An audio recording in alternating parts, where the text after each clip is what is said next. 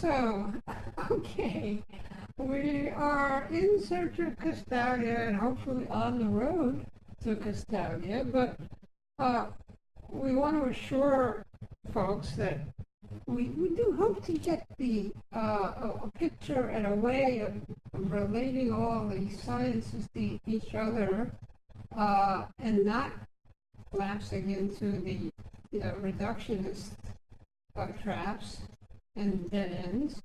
But in doing so, we're not going to bring you into a glass bead game in multidimensional spaces on the level of complexity of Hermann Hesse's idea.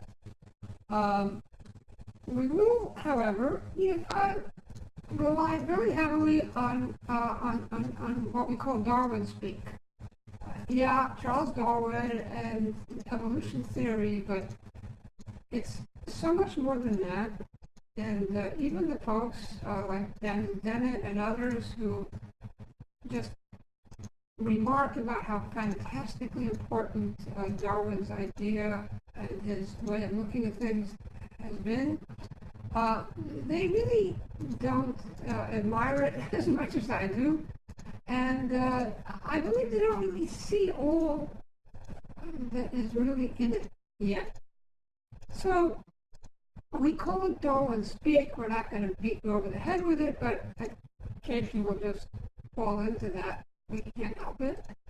And it's because what Darwin did, the revolution he enacted in the mid-19th century, was really very much the second of two remarkable revolutions which freed much of our scientific work and other thinking about the world from the grip of the Aristotelian system and the kind of logic and way of speaking that Aristotle gave us and really burdened us with through that time.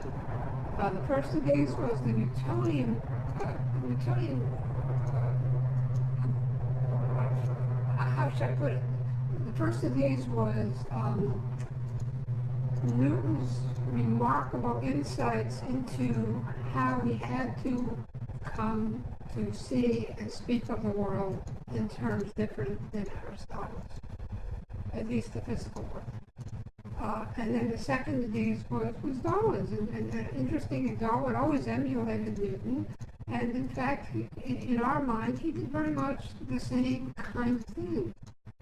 Perhaps even more so, coming a bit later. But he then freed us from further enchainment in the Aristotelian logic and way of speaking of things to allow us to have biology, and of course Newton allowed us to have physical science.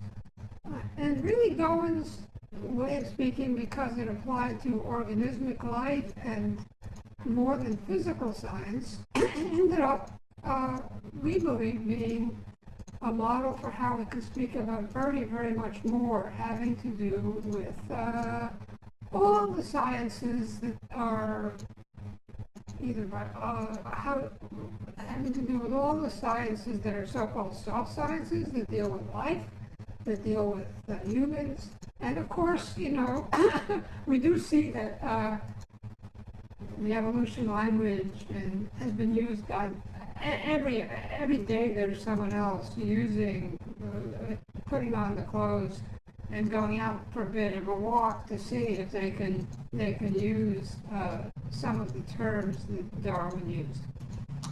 We don't believe they're doing it. Many of them are doing it correctly, or at least as well as they might, and we hope you'll bear with us as we try to show you why.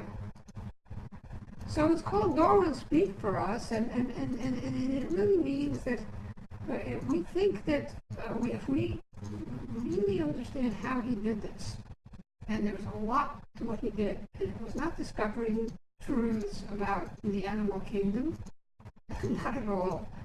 It was the way he managed to position himself with full modesty and realization both of his inabilities as an observer and various of the privileges that come with being an observer, to speak about life on this planet. And he developed all sorts of ways of speaking, vocabulary, grammar. It just isn't that we can employ. And there's an underlying logic to how he put it together that we hope to explore with you. And hopefully I'll convince many of you, some of you, that there's a lot of merit in what we call this Darwin speak.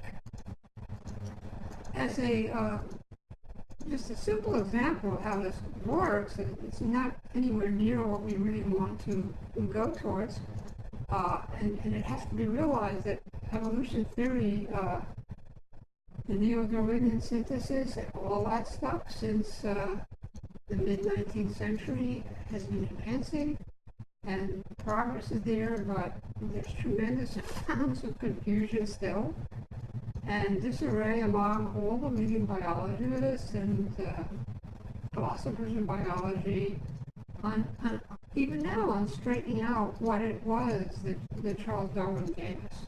So hopefully we can help a little bit in that conversation as well, and we do know there's a lot more to go in terms of developing the sophistication of this way of speaking.